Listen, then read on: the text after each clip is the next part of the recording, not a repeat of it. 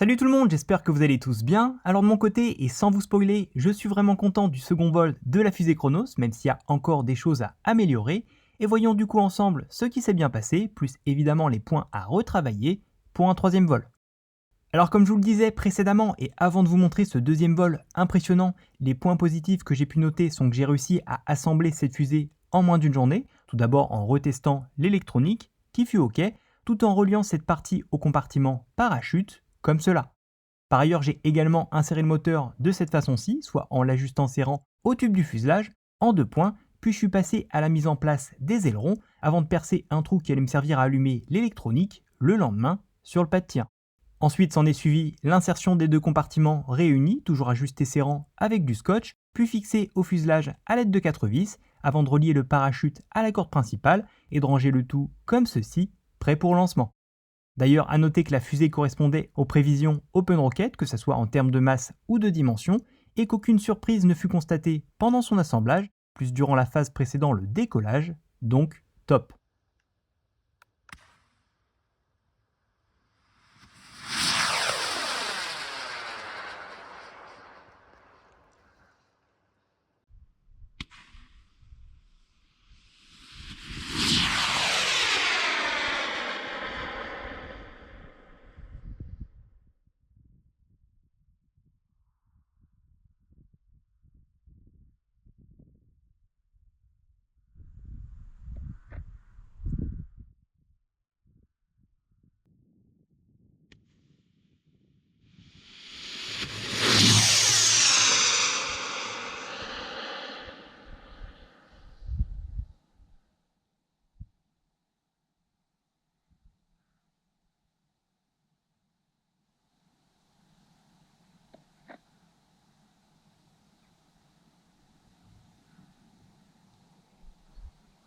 Malheureusement, la mauvaise nouvelle, c'est qu'après cette partie propulsée, d'ailleurs qui s'est bien mieux passée que celle du premier vol, je n'ai pas retrouvé la fusée puisque je l'ai perdue dans les nuages, et cela même si je l'ai entendu redescendre en chute libre, comme en témoigne cette courte séquence imprévue.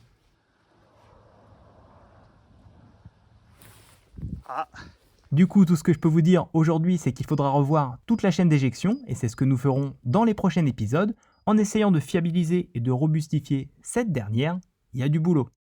Sinon, pour terminer cet épisode, en plus de ce que j'ai dit sur l'éjection, on se note de relancer la prochaine fusée sans aucun vent, puisque cela a plutôt bien réussi pour ce deuxième lancement, et on se note aussi qu'il faudra à minima lancer cette prochaine fusée avec un ciel dégagé, voire même avec une balise pour pouvoir la retrouver facilement. A très bientôt pour d'autres vidéos, restez toujours prudents dans vos projets, et je vous dis à plus.